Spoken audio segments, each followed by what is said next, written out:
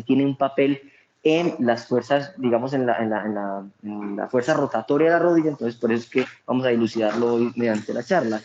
Lo que lleva a que uno entienda la anatomía de la LCP de forma completa y pueda, digamos, dar un tratamiento adecuado cuando el paciente tenga una lesión a su reconstrucción más anatómica. Esto lleva pues a mejores enlaces, que es lo que vamos a ver en las charlas que siguen.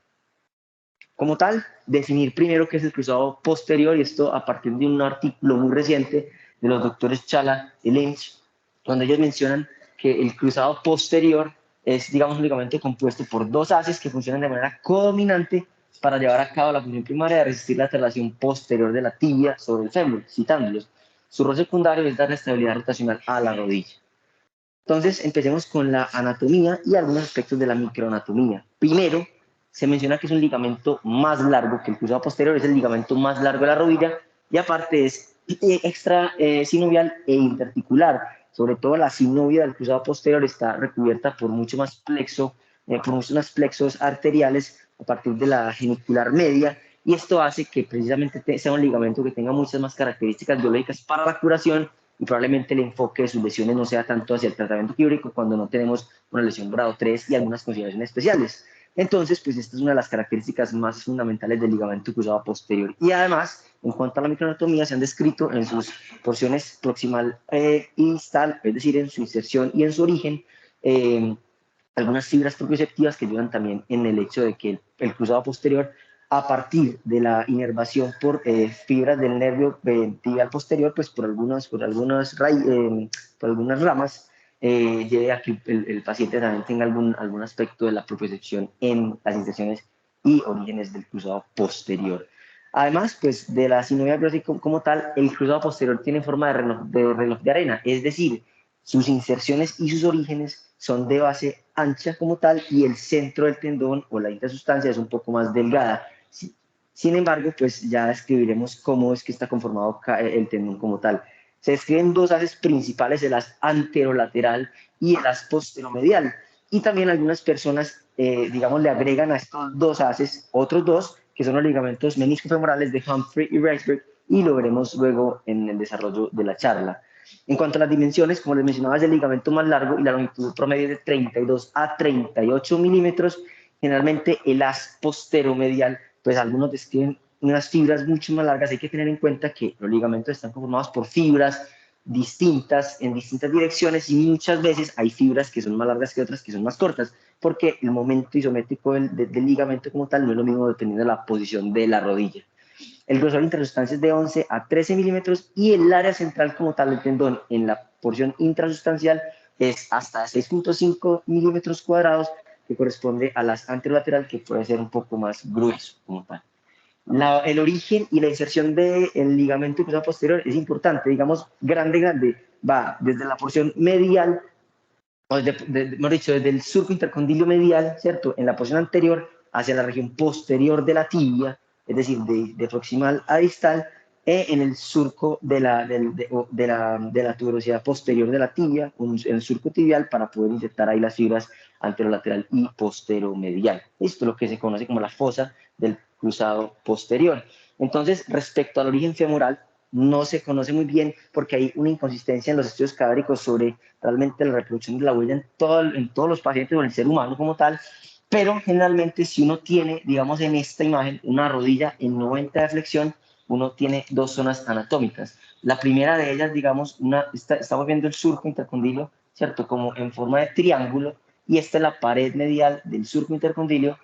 Tenemos aquí lo que se conoce como, digamos, la tróquea o el punto troquear en la porción más alta, por así decirlo, ¿cierto? Aquí el punto del arco medio, y aquí en el fondo el punto posterior del arco como tal. Entonces vemos que esta forma de semiluna está dividida por una cresta o una cresta central, y esa cresta central va a marcar entonces la división entre ambos haces, el haz anterolateral, que está en morado, y el haz posteromedial, que está en verde como tal, y también en amarillo. En verde está realmente el ligamento meniscofemoral anterior o el de Humphrey, y ya como en amarillo está el haz posteromedial.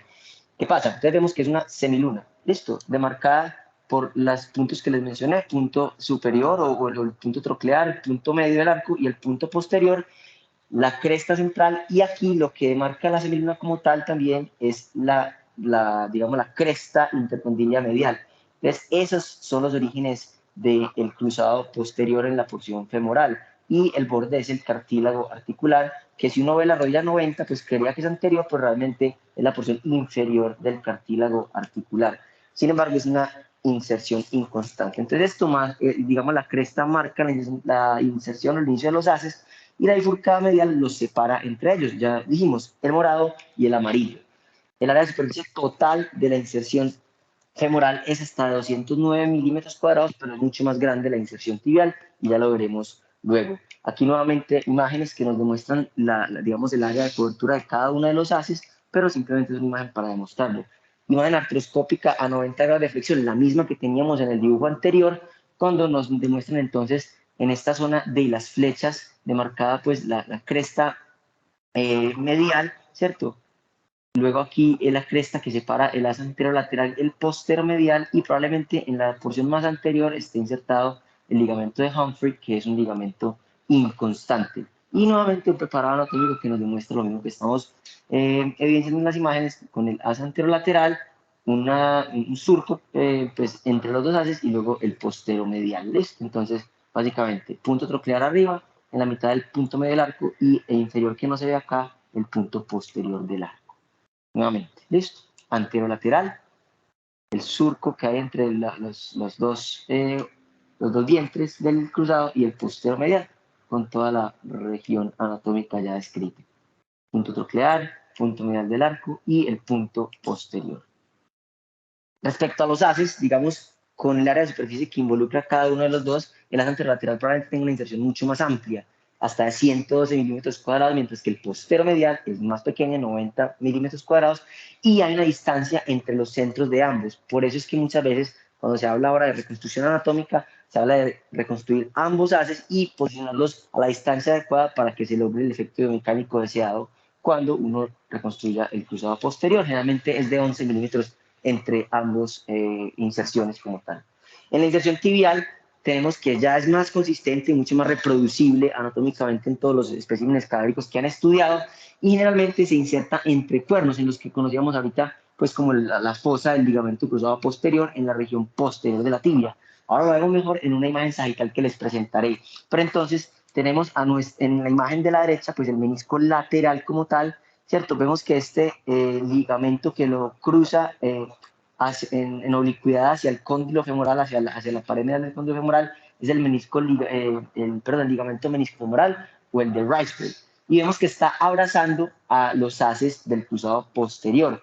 Uno supone que delante del cruzado posterior estará el segundo menisco femoral, que es el de Humphrey, y ya vemos cómo llegan el anterolateral y el posteromedial a la fosa del ligamento cruzado posterior en la región posterior de la tibia. Ya vamos a estudiarlo, digamos, de una mejor manera. Entonces, en el plano sagital es importante reconocer que el cruzado posterior llega entonces a la faceta o en la mitad posterior de la faceta tibial, y generalmente hay una distancia entre la faceta, digamos, si pensáramos en esto como un acantilado, y la inserción del cruzado posterior. Generalmente pueden haber entre 2 a 15 milímetros de la faceta o de la caída hasta que el cruzado llega con sus fibras. Entonces vemos que va de anterior hacia posterior en el sentido de proximal a distal, con un área mucho más grande que la de la inserción o el origen femoral, perdón, de hasta 243 milímetros cuadrados. En este caso, generalmente el asa anteromedial ocupa mucho más espacio según algunos estudios, pero generalmente el área de superficie no lo es tanto. Entonces aquí vemos en amarillo, se viera que es más grande, pero realmente es una fibra mucho más plana. Entonces en amarillo está el asa anterolateral, y en verde donde llegaría el postero medial. Listo. La distancia entre ambos es menor que en el origen femoral, hasta de 8 milímetros, mientras que el otro era de 11-12, y esto hace que básicamente entonces la huella reproducible acá sea un poquito más constante y no tan exacta a la hora de la reconstrucción, pues porque ya vemos cómo se demarcan las fibras. Entonces, nuevamente, anterolateral, separados, ahí los separé pues con esa línea roja, y el postero medial que se insertan en la fosa del ligamento cruzado posterior. Una imagen sagital, ¿cierto? Donde vemos que entonces básicamente la zona donde se inserta el cruzado posterior en la región posterior de la tibia se conoce como la caída de la champaña, o drop-off, que mencionan porque parece o asemeja una copa de champaña. Y en el fémur, básicamente, las inserciones en la imagen de la mitad, vemos que son compartidas entre el anterolateral, que está más que todo en la región lateral, y el posteromedial, que está en la región posteromedial. Por eso es que recibe el cruzado posterior su nombre. Listo. En cuanto a la orientación, también es importante porque eso ya nos da explicaciones de la biomecánica del ligamento. El asa anterolateral tiene una posición mucho más vertical. Listo, como está mucho más anterior en su origen femoral y va hacia más lateral en su inserción tibial, básicamente la dirección de sus fibras siempre van más horizontales, más verticales y resisten más la traslación antero-posterior. Mientras que el as posteromedial es un poquito más horizontal y contribuye a la estabilidad rotacional. Generalmente se menciona que el asa anterolateral resiste la traslación antero-posterior en cualquier grado de flexión, pero el as posteromedial es más importante sobre todo en la extensión para la traslación antero-posterior y en la flexión profunda. Entonces son los dos elementos que uno tiene que tener en cuenta. ¿Listo? Aquí nuevamente cómo están orientados pues, en el plano coronal ambos ligamentos, y esta ya es una visión posterior donde vemos que aquí abajo se marca con las flechas negras la caída en la copa de champaña para buscar pues el origen, perdón, la porción más distal de la inserción del ligamento. Respecto a los meniscos femorales, se sabe que son ligamentos inconstantes, están apenas en un cuarto de los pacientes y generalmente solo en el 69% de los pacientes están ambos ligamentos. Puede ser que el de Humphrey esté en mayor proporción en los pacientes que el de Risberg, pero realmente coexisten, como les digo, en el 69% de los casos. Y en alguno de los casos, pues probablemente la inserción sea compartida y se les atribuye a ellos que tengan dos funciones. Primero, la estabilización del ligamento cruzado posterior y también contribuyen a la estabilidad anteroposterior de la rodilla como tal. Entonces ya vamos viendo, el as anterolateral contribuye a la estabilidad anteroposterior, el posteromedial al anteroposterior en extensión y más de 90 de flexión y también a la estabilidad rotatoria, generalmente sobre todo a impedir la rotación externa. Y por último, entonces aquí nuevamente los meniscos femorales, ¿cierto? Aquí tenemos una visión coronal anterior, donde en amarillo está el de Humphrey, listo, que es el anterior, y esta visión posterior, el de Risberg, que es el posterior. Entonces abrazan al cruzado posterior. Respecto a algunas relaciones anatómicas, simplemente para demostrar la distancia que hay entre el cruzado posterior y las estructuras vasculares. Puede haber entre, digamos, intrasustancia, la porción más central del tendón, y los vasos o el paquete popliteo hasta 11 milímetros, y en la inserción tibial puede haber incluso solamente 3 milímetros entre el paquete popliteo y el cruzado posterior, lo que pues nos evidencia que cuando tengamos algún abordaje por esta zona para tratar el ligamento cruzado posterior hay que tener cuidado con el paquete vascular. Aquí una imagen axial en resonancia donde nos demuestra pues, la cercanía del cruzado posterior con el paquete popliteo, en este caso de 0.97 centímetros, listo, de 90 milímetros. Anatomía radiográfica también es importante para las lesiones del cruzado posterior y sobre todo en el escenario clónico. La Pratt menciona que la más importante sería esta radiografía con estrés, con bilateral o comparativa para el paciente que se posicione en una silla y con la silla entonces dejando afuera los cóndilos femorales, la presión axial de la silla, de la mesa como tal, va a elevar la tibia. Y lo que uno hace es usar una línea por la cortical posterior de la tibia. Hay muchos métodos de medición. Este, digamos, es el que la recomienda, es medir la distancia que hay entre la línea y donde empieza la línea de Blumenstadt. Generalmente, él compara, por ejemplo, aquí, aunque no hay muy buena luz pues, en el auditorio, vemos que en la izquierda, que no está lesionada, hay 5 milímetros, digamos, de la línea de Blumenstadt hacia la línea de la horizontal de la tibia, mientras que en la otra, la línea, en cambio, es encima, ¿cierto? Entonces, en este caso hay 5.7 y el paciente tiene más de 12 milímetros que nos explican que probablemente tenga una lesión del cruzado posterior. Probablemente si es de 12 milímetros, la lesión pueda ser solamente aislada, y si pasa de 12 milímetros, una lesión asociada a otras lesiones como la de la esquina posterolateral o de los complejos mediales. ¿Listo? Muchas formas de tomar esta radiografía con estrés, paciente en decúbito supino, el paciente con flexión de 90 de la cadera y elevación de la extremidad, básicamente hay muchas, pero es una manera adecuada para poder saber si el paciente tiene una lesión del cruzado posterior. También nos describen que la fluoroscopía es importante en los escenarios de la reconstrucción del ligamento, del tratamiento, porque uno puede saber más básicamente dónde está orientado en la posición del túnel, orientar la posición del túnel para poder poner los haces, sobre todo cuando se hacen reconstrucciones anatómicas de dos haces. Básicamente una imagen donde nos demuestran dónde está cada uno de ellos, en rojo y en azul, pues que simplemente recorro rápido. Viene otra parte importante de la charla, entonces es la biomecánica. Y para ello creo que es importante retomar algunos conceptos que tiene un libro que a veces se ha olvidado bastante, que es el de Fisiología Articular de Capanggi. Capanggi menciona que para los ligamentos cruzados hay 3 elementos esenciales que explican su función mecánica. El primero de ellos es que el volumen y el grosor de los ligamentos es proporcional a la fuerza del mismo, ¿cierto? O a la resistencia que ellos tengan, e inversamente proporcionales, digamos, a las probabilidades de alargamiento de sus fibras. Mientras el ligamento sea mucho más débil, mucho más delgado, probablemente sus fibras puedan enlongarse más y, digamos, no cumplir su función de impedir las traslaciones que se necesitan en la rodilla. La segunda característica es que las estructuras del ligamento, como lo mencionaba al principio, digamos, tienen longitudes distintas dentro del mismo haz, ¿cierto? Entonces esa longitud distinta de los ligamentos dentro de su mismo haz explica que probablemente las fibras se vayan reclutando y esto haga que el ligamento tenga propiedades, pues digamos, distintas a lo largo del recorrido de la rodilla en sus arcos de flexión.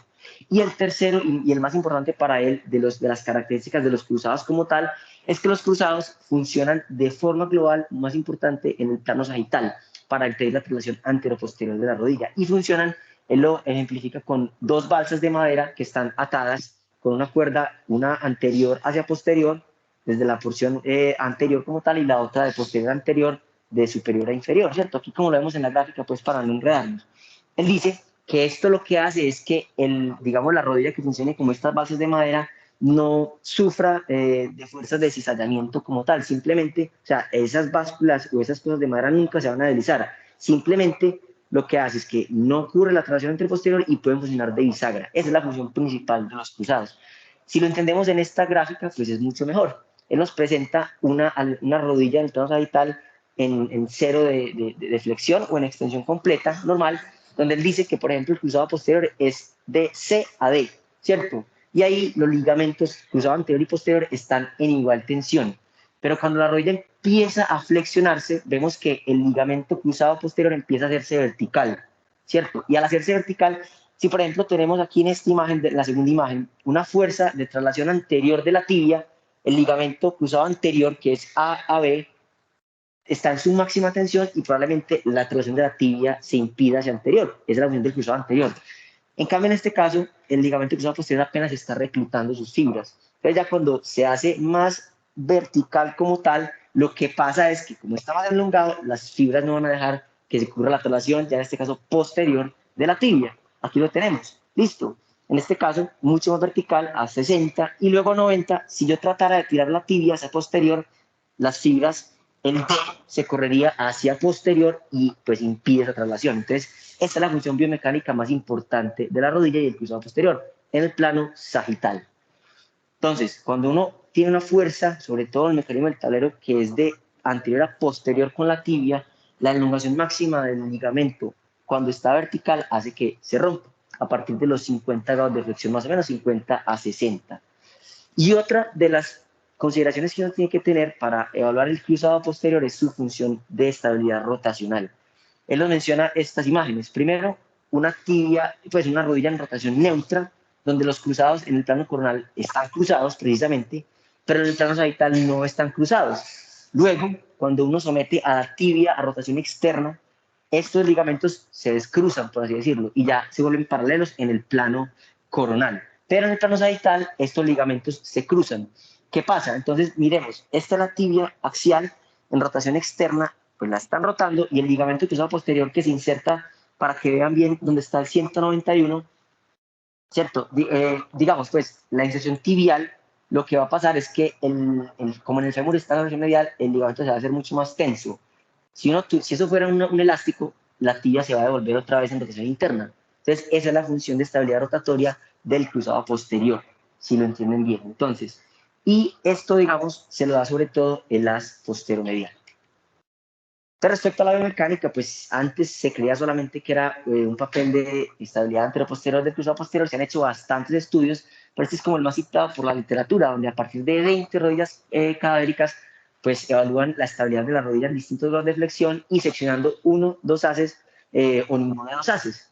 Entonces, encuentran que cuando, por ejemplo, seccionan uno de los dos haces en cualquier grado de flexión, la tibia se traslada hacia posterior más de 2 milímetros. Pero cuando seccionan los dos haces, generalmente hay una traslación posterior de la tibia de más de 12 milímetros y sobre todo también aumenta la rotación interna, en este caso interna de la tibia, pero también describen que puede ser externa con más deflexión de 90 en cualquiera de los casos, dando a entender que generalmente el ligamento que tiene más papel en la estabilidad rotacional es el que se activa casi siempre a 90 grados, que es el haz posteromedial, aunque ambos tengan codominancia en este aspecto como tal. Y también otro estudio donde a partir de 8 rodillas cadavéricas someten a cajones de 110 newtons a las rodillas en flexiones de 30, de 45, de 60, de 75, de 90 y más de 120 grados. Y lo que encuentran es que a 0 grados, con, digamos, sin sección de haces o con la sección de un haz, encuentran que hay una traslación de hasta 2 milímetros de la tibia. Pero cuando seccionan más de 2 haces, después de 90 grados, la tibia se puede trasladar hacia posterior 14 milímetros. Entonces, ellos concluyen que en ausencia del ligamento cruzado posterior, a medida que hay más flexión y la sección de uno de los dos haces, pues la rodilla pierde estabilidad anteroposterior y puede trasladarse mucho más. Y este aspecto será importante para charlas futuras porque, pues básicamente uno podría determinar clínicamente qué grado de rotura tiene el paciente del cruzado posterior según los milímetros que traslade, o lo que se conoce como el step-off y la pérdida del step-off. Entonces, ya cuando el paciente, digamos, tiene una traslación posterior de la tibia mucho mayor, uno tiene que sospechar que también hay lesión, no solo en el cruzado posterior aislada, sino de estructuras vecinas, generalmente posterolaterales. Entonces, pues básicamente el haz posteromedial se tensiona sobre todo en extensión y después de la flexión de 90, mientras que el anterolateral generalmente está activado, sus fibras se reclutan en varios grados, generalmente después de la extensión completa hasta más o menos los 90, y sobre todo como están hasta los 90 las fibras anterolaterales, podrían ser las que se evalúen sobre todo con un cajón anteroposterior, que es con flexión de 90 de la rodilla. Entonces, extensión y por encima de 90 el posteromedial y en 90 grados el anterolateral. La última porción de la charla como tal, digamos, es evaluar la parte clínica o la relevancia del cruzado posterior cuando tiene su lesión. Y este artículo nuevamente lo traigo es porque menciona que en el recorrido de la literatura se ha encontrado que existe un aumento de la presión patelofemoral y el compartimento medial tibiofemoral cuando un paciente tiene ausencia o una deficiencia del cruzado posterior. Generalmente puede encontrarse hasta 5 años en cualquier rodilla que tenga deficiencia del cruzado posterior, cambios osteoartrósicos en más del 52% de los pacientes. Listo. Entonces, por ejemplo, este estudio, que es el que más cita la literatura, es un estudio retrospectivo donde se evaluaron 181 rodillas con artroscopia a los 5 años, pero con resonancias y radiografías al año, a los 2 años, y lo que ellos quieren ver es qué cantidad de degeneración hay osteoarticular en los pacientes que tengan una deficiencia crónica del cruzado posterior.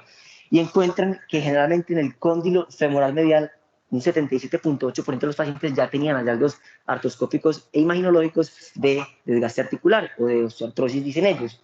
Y en la articulación patelomoral, hasta el 46% de los pacientes tenían desgaste articular luego de una lesión del cruzado posterior evaluada a 5 años. Entonces, ellos dicen que generalmente cuando uno tiene una lesión condilar y al año evaluada pues, en los pacientes con lesión del cruzado posterior, generalmente puede haber 3 veces más riesgo de la osteoartrosis, y en pacientes que tienen lesión del cruzado posterior más una estructura combinada, puede ser la esquina posterolateral o demás, 6 veces más riesgo de la osteoartrosis. Entonces, básicamente la importancia del cruzado posterior, sobre todo en el mecanismo de la flexión o del rollback que conocemos, es que se cisalle mucho más y se deslice mucho más el cóndilo en la tibia y en el fémur medial y desgaste más ese compartimento como tal. Entonces, básicamente, esta era la charla. Como conclusiones, básicamente la importancia del cruzado posterior va más allá de restringir la traslación antero-posterior de la tibia sobre el fémur y también tiene un papel rotacional. Generalmente la ruptura del ligamento cruzado posterior predispone a lesiones condrales y se ha visto que también puede predisponer entonces a la aparición de osteoartrosis, sobre todo tibiofemoral medial, patelofemoral, y por último, si uno precisa la anatomía, pues va a tener en cuenta muchas consideraciones para poder abordar de buena forma la reconstrucción del ligamento cruzado posterior cuando se deba tratar, que es lo que vamos a seguir viendo en las próximas charlas. Muchas gracias. Rafa, muy bien, gracias por la charla. ¿Quiénes estamos? Hay mucha gente. Hay mucha gente, pero creo que los de Bucaramanga están cada uno por afuera, entonces se ve bien, mucha gente.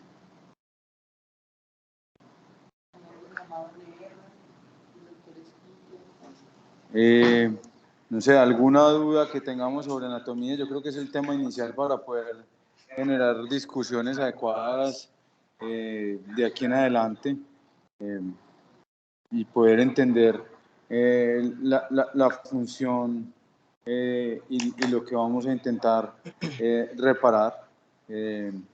No sé, Rolando, ¿qué pensás? Si alguna duda o algo que haya que ahondar hoy. No, yo creo que esta es la parte inicial únicamente. Entonces, dejar que continuemos y ahí sí exploramos más que tenemos que hacer. Está perfecta la... Sí, en esto hay mucho para hablar en lo que sigue, entonces creo que tenemos el abrebocas inicial muy adecuado. Dentro de 8 días vamos a empezar con lesión. Dentro de 15. Perdón, dentro de 15, porque el doctor Rafael no va a estar en 8 días. Vamos a hablar de la lesión aislada del ligamento cruzado posterior y ya lo iremos combinando con sus presentaciones más clásicas porque la aislada no es tan común, con esquina posterolateral inicialmente, y así vamos a seguir. Listo. Mil gracias a todos por acompañarnos hoy. Muchas gracias. Perfecto. Gracias.